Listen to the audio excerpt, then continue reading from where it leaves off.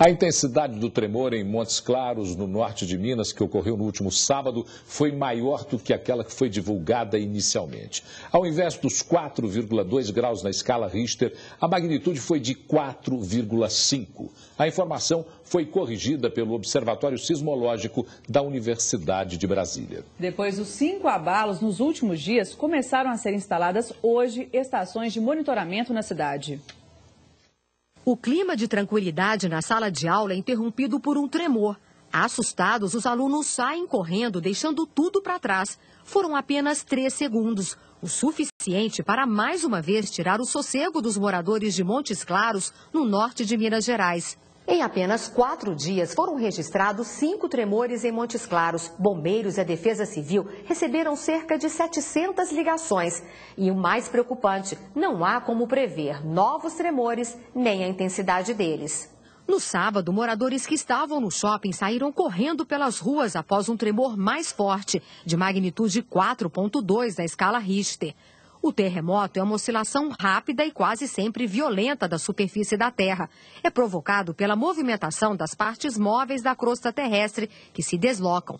Na região de Montes Claros ocorrem falhas geológicas, são zonas de ruptura de fraqueza nas rochas, e essas rochas, de vez em quando, elas se acomodam, causando esses tremores sentidos pela população.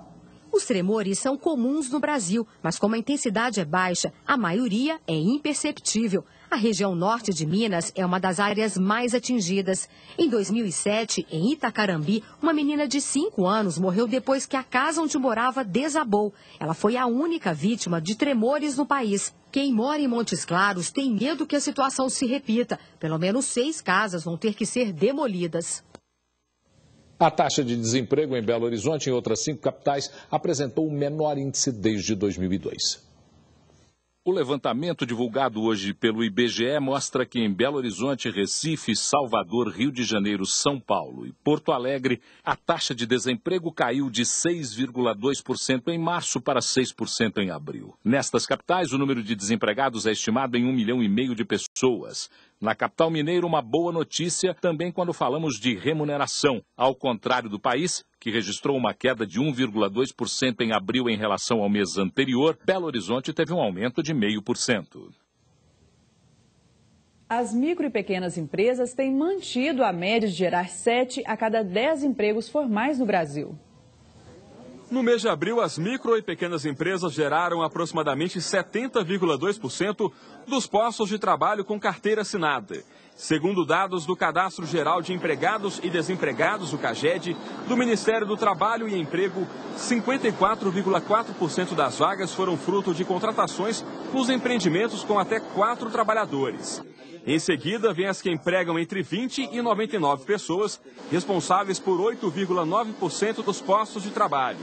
Os negócios que possuem entre 5 e 19 trabalhadores criaram 6,9% dos postos.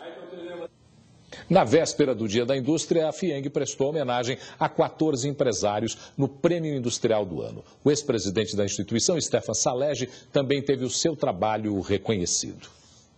Stefan Salegi foi presidente da FIENG durante 7 anos, entre 1995 e 2002. O esloveno fez uma palestra sobre o futuro da indústria e comentou os desafios do setor em Minas Gerais com a crise europeia. As empresas europeias vão se tornar mais agressivas nos mercados no exterior. No segundo, vão puxar todo o dinheiro que investiram no exterior para de volta para a matriz ficarem mais fortes, né? E terceiro, que não vão também haverá no mundo inteiro um protecionismo, ou seja, você vai ter que renegociar suas relações econômicas bilaterais. Os últimos dados divulgados demonstram que o faturamento e a produção em Minas apresentam queda em relação ao mesmo período do ano passado.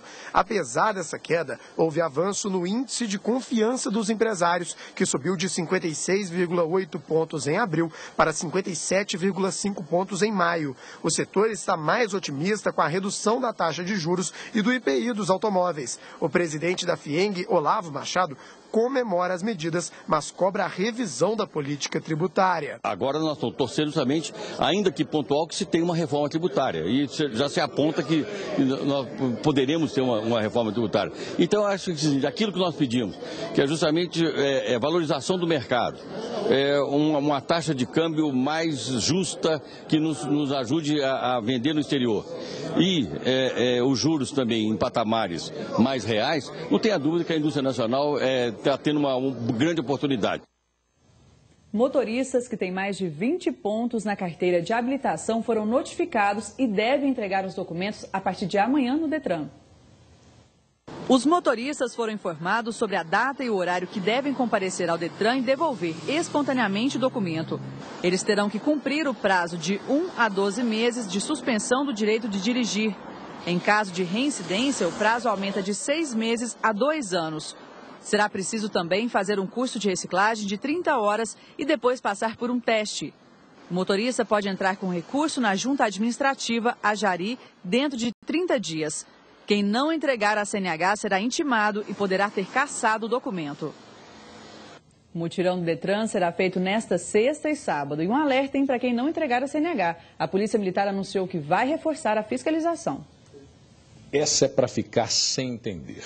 Mesmo na época de safra da cana-de-açúcar, os preços dos combustíveis não devem sofrer nenhuma alteração.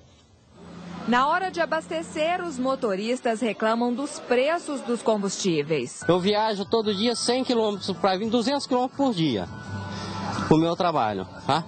Então o preço do combustível eu acho que está bem alto. Está muito caro, né? Com relação a outros estados, eu acho que está muito caro.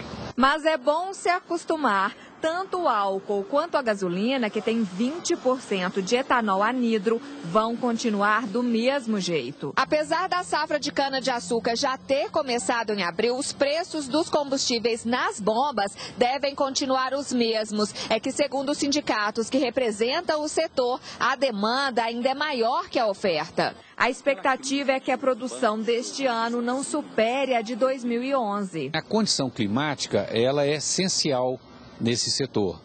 A outra coisa foi ainda reflexo daquela crise bancária de 2008. Houve um enxugamento, né, na oferta de financiamento. Então as usinas no Brasil tiveram dificuldade em aumentar a área plantada, tiveram dificuldade em renovar também, né, as lavouras de cana. E junto com isso veio um ano que teve uma estiagem muito grande, depois teve um ano que choveu muito. Então eles acabaram passando por problemas, né, sérios no setor e está refletindo até hoje. Outra explicação para a estagnação dos preços são os contratos fechados anualmente. E hoje nós somos obrigados a fazer contrato com as distribuidoras de fornecimento do álcool, principalmente o anidro, nos 12 meses. Você é obrigado a entregar mensalmente. E como já você produz, sabendo que a demanda é maior do que a oferta, você controla a venda mensal e então não tem aquela oferta a mais que tinha anteriormente. Como explicar o inexplicável? Eu sou refém de um acordo para o qual não fui convidado para discutir. No final, nós sabemos quem é que está pagando a conta. O trânsito engarrafado dos últimos dias em BH coloca o rodízio de automóveis na pauta dos vereadores na Câmara Municipal. Atualmente, 1.400.000 veículos circulam pelas ruas da cidade. Um projeto de lei apresentado em 2007 volta a tramitar na Câmara e pretende restringir a circulação de carros no perímetro da Avenida do Contorno, a exemplo do que já acontece em São Paulo. Para a BH Trans, empresa que administra o trânsito em Belo Horizonte, a possibilidade da medida ser adotada é descartada por entender que essa não é a solução para o trânsito na capital. O vereador Wagner Messias, o Preto, autor do projeto, quer implantar o rodízio em caráter experimental por 6 meses. Eu acho e acredito e já disse que sou contra o rodízio, mas nós não teremos outra alternativa se não implantarmos o rodízio brevemente na cidade de Belo Horizonte. Bares e restaurantes de Belo Horizonte, os cartões postais da nossa cidade, estão perdendo clientes. Os proprietários estão preocupados com os rumos do setor, mas isso é um assunto para Paulo Navarro. Dias atrás eu conversei com o presidente da Brasel. Associação Brasileira de Bares e Restaurantes, que é o Fernando Júnior, sobre o motivo da baixa frequência em bares e restaurantes de Belo Horizonte. Segundo ele, isso se deve ao excesso de ofertas e à falta de planejamento.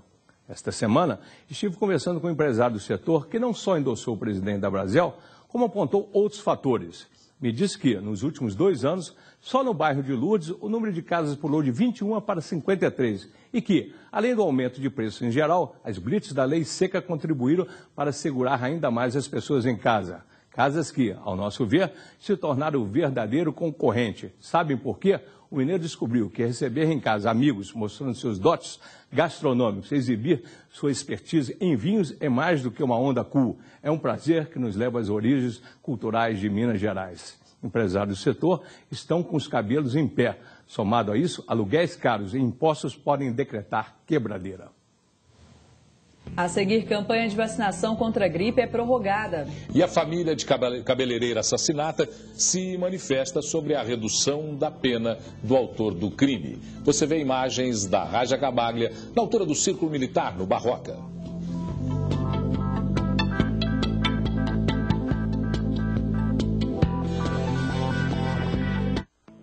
Jornal Band Minas. Oferecimento Ricardo Eletro. Aqui tem preço, porque aqui tem dono. Este dia tinha que chegar. O fim está próximo. Não dá para escapar.